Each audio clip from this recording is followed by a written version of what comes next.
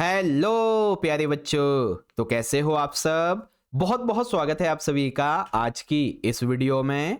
और प्यारे बच्चों, आज की इस वीडियो में हम डिस्कस करेंगे क्लास नाइन्थ का आपका जो नया सिलेबस आया हुआ है बच्चों, नए सेशन 2025 और 26 के लिए, इसके बारे में। जी हाँ बच्चों, और आज का जो हमारा विषय है वो है हिंदी का। ठीक है, क्लास नाइन्थ का हिंदी का। अब देखो, नाइन्थ क्लास में हिंदी दो तरीके की होती है।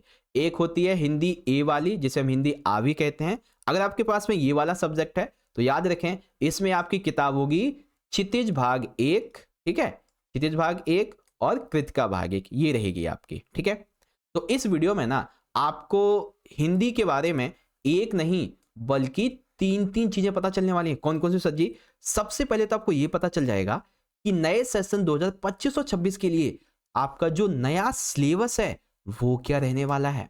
ठीक है, और दूसरी जरूरी चीज कि इस पूरे साल भर 2025 सेशन के पूरे सेशन में आखिर आपको पढ़ना क्या क्या है। ठीक है, और तीसरी सबसे इंपॉर्टेंट बात, देखो अभी आपका पहले मिड टर्म का एग्जाम होगा, फिर आपका फाइनल का एग्जाम होगा। तो इन दोनों ही एग्जाम्स के लिए, ठीक है, दोनों ही आपके जो एग्जाम्स होंगे, है ना, दोनों एग्जाम्स जो होंगे इनके लिए जो ग्रामर रहेगी बच्चों, यानी कि व्याकरण, वो क्या रहने वाला है। ठीक है, व्याकरण से क्या क्या पूछा जाएगा सब कुछ आपको बताऊंगा। और सबसे इंपॉर्टेंट, हम आपके लिए कैसी कैसी वीडियोस लेके आएंगे, हम आपकी जो प्रिपरेशन है इस पूरे साल भर कैसे करवाएंगे, वो भी आपको बताने वाले हैं। ठीक है, that's why I am telling you बच्चों कि watch this video until the end if you want all the information.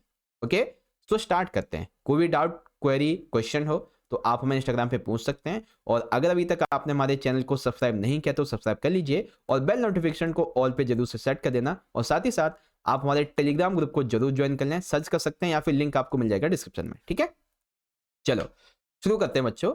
देखो, आपके पास में क्लास नाइन्थ का हिंदी ए का सब्जेक्ट है, तो इसमें आपकी जो बुक नंबर 1 होगी वो होगा क्षितिज भाग एक, और बुक जो 2 रहेगी वो होगी कृतिका भाग एक।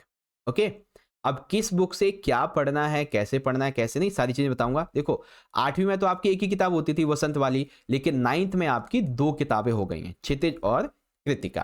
तो चलो देखते हैं बच्चों। देखो, सबसे पहले बात करते हैं आपकी जो क्षितिज वाली किताब है ना, इसके बारे में। अब क्षितिज की किताब ना 2 पार्ट में बटी है बच्चों, एक तो है गद्य खंड, एक है काव्य खंड। ओके, अब गद्य खंड में देखेंगे तो सबसे पहला गद्य यानी कि अध्याय यानी कि चैप्टर, तो आपका जो सबसे पहला चैप्टर है वो है 2 बैलों की कथा, जो कि आपको पढ़ना है। और इसके राइटर हैं हमारे प्रेमचंद जी। दूसरा है बच्चों राहुल संकतैन जी का चैप्टर लहासा की ओर, जो कि बहुत ही बढ़िया चैप्टर है। तीसरे जो है श्यामाचंद्र दुबे जी का चैप्टर है उपभोक्तावाद की संस्कृति। ठीक है, फोर्थ है बच्चों जावेद हुसैन जी का चैप्टर सांवले सपनों की याद। ओके, पांचवा होगा बच्चों हरिशंकर प्रसाद जी का चैप्टर है प्रेमचंद के फटे जूते। और छठा चैप्टर महादेवी वर्मा जी का है मेरे बचपन के दिन। ओके, तो ये वो चैप्टर हैं जो कि आपको पढ़ने हैं आपकी इस वाली किताब से। ठीक है, और इनके राइटर का नाम भी लिखा हुआ है। फिर बारी आती है बच्चों आपके काव्य खंड की। अब काव्य खंड में सबसे पहला काव्य बच्चों कबीर जी का, जिसका नाम है साकिया एवं सबद, तो ये दोनों पढ़ने हैं। ललखत जी का आपका जो काव्य है वो है वाक, जिसमें टोटल 4 वाक हैं, जो कि बहुत ही अच्छी कविता है। फिर चैप्टर यानी कि हम पोयम मान लेते हैं, काव्य तीसरा है हमारा रसखान जी का सवैये। ठीक है, जिसमें वो भगवान कृष्ण के बारे में 2 सवैये इन्होंने लिखे हैं। फिर हमारी जो अगली पोयम है बच्चों वो है माखनलाल चतुर्वेदी जी की कैदी और कोकिला, जो कि बहुत बढ़िया पोयम है। ठीक है, फिर यहाँ पे सुमित्रानंद पंत जी की कविता आ जाती है ग्रामश्री। और फिर सर्वेश्वर दयाल सक्सेना जी की कविता आ जाती है मेघ आए। और राजेश जोशी की कविता है बच्चे काम पर जा रहे हैं। ठीक है, तो काव्य खंड से आपको ये चीजें पढ़नी है। अब आप कहोगे सर जी इतनी सारी चीजें हम याद कैसे करेंगे, तो रुको ध्यान से सुनो। हम आपके लिए हर एक चैप्टर की इजी से इजी जो समरी है वो आपको करवाएंगे। ठीक है, हर चैप्टर की बहुत अच्छे से हम आपको एक्सप्लेनेशन भी देंगे। साथ ही साथ हर एक चैप्टर, हर एक पोयम के हम आपको मोस्ट इंपॉर्टेंट जो क्वेश्चंस हैं वो भी करवाएंगे। एनसीईआरटी के आपके जो क्वेश्चंस हैं उनके सॉल्यूशन भी करवाएंगे। साथ ही साथ एमसीक्यूज की भी आपकी प्रिपरेशन करवा देंगे। ठीक है, तो चिंता बिल्कुल भी मत करो। बस करना क्या है बच्चों, आप हमारे चैनल को जल्दी से सब्सक्राइब कर लीजिए जिससे नहीं कर रखा है, और बेल नोटिफिकेशन को ऑल पे जरूर सेट करना ताकि हर एक वीडियो का नोटिफिकेशन आपके पास में आ सके। ओके, तो चलो आगे देखते हैं आपकी सेकंड बुक। अब सेकंड बुक है आपकी कृतिका, जिसमें टोटल 5 चैप्टर होते हैं, लेकिन आपको सिर्फ 3 ही चैप्टर पढ़ने हैं। कौन कौन से? सबसे पहला चैप्टर है आपका इस जल प्रलय में बाय फणीश्वरनाथ रेणु जी, ठीक है, जिसमें बाढ़ के बारे में बात की जाती है। दूसरा है मेरे संग की औरतें, जो कि लिखा गया है मृदुला गर्ग के द्वारा, ठीक है, तो ये आपका ये हो जाएगा। तीसरा चैप्टर है रीढ़ की हड्डी, जिसके राइटर हैं जगदीश चंद्र माथुर, ये है, ठीक है। तो कृतिका से आपको यही 3 चैप्टर पढ़ने हैं, इस जल प्रलय में, और मेरे संग की औरतें, और तीसरा रीढ़ की हड्डी। ओके बच्चों, तो अब हम शुरू करते हैं अपने सबसे इंपॉर्टेंट पार्ट की, जो कि है क्लास 9th हिंदी की ग्रामर के बारे में, ठीक है। अब ग्रामर भी ना 2 तरीके की है, एक व्यावहारिक व्याकरण की और एक रचनात्मक लेखन की। रचनात्मक लेखन में जिसमें आपको सब कुछ लिखना होता है, व्यावहारिक व्याकरण में आपको सिर्फ एक शब्द में उत्तर देना होता है, ठीक है। जैसे कि यहाँ पे अगर मैं बात करूं व्यावहारिक व्याकरण की, तो इसमें क्या क्या रहेगा बच्चों? सबसे पहले तो शब्द निर्माण, यानी कि उपसर्ग और प्रत्यय। उपसर्ग क्या होते हैं बच्चों? जो कि किसी शब्द के पहले जुड़ते हैं, और प्रत्यय किसी शब्द के बाद में जुड़ते हैं, ठीक है। उपसर्ग जो है ये पहले जुड़ते हैं, प्रत्यय किसी शब्द के बाद में जुड़ जाते हैं, है ना।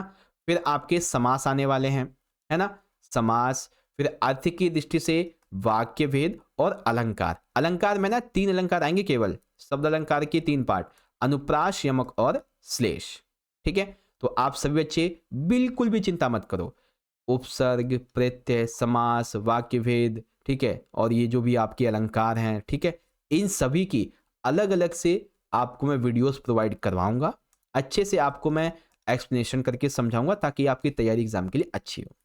फिर बारी आती है बच्चों रचनात्मक लेखन की। अब रचनात्मक लेखन में देखो क्या क्या रहेगा। इसमें सबसे पहला तो एक क्वेश्चन होगा अनुच्छेद लेखन का, ठीक है। जैसे इंग्लिश में आपको बताया था ना पैराग्राफ राइटिंग, वैसे ही इसमें आपको अनुच्छेद लिखना होगा, ठीक है। 5 नंबर का रहता है ये। फिर आपका पत्र लेखन होगा बच्चों। पत्र लेखन 2 तरीके का, एक औपचारिक पत्र, एक अनौपचारिक पत्र। तो ये पत्र कैसे लिखने हैं वो भी आपको मैं बहुत अच्छे से वीडियो बना के प्रोवाइड करवा दूंगा, ठीक है। फिर लघु कथा लेखन, ईमेल लेखन, संवाद लेखन, सूचना लेखन, है ना, इन सभी की अलग अलग से आपको मैं बहुत अच्छे से प्रैक्टिस करवाऊंगा, बहुत अच्छे से आपको मैं वीडियोस प्रोवाइड करवाऊंगा जिससे कि तैयारी अच्छी हो सके, ठीक है। तो एक बार आप सभी बच्चे चाहें तो दोबारा से जो है ना देख सकते हैं। आपको 36 की किताब के गद्य खंड से ये पढ़ना है, काव्य खंड से ये पढ़ने हैं, ठीक है। फिर कृतिका किताब से आपको ये सारे चैप्टर्स पढ़ने हैं।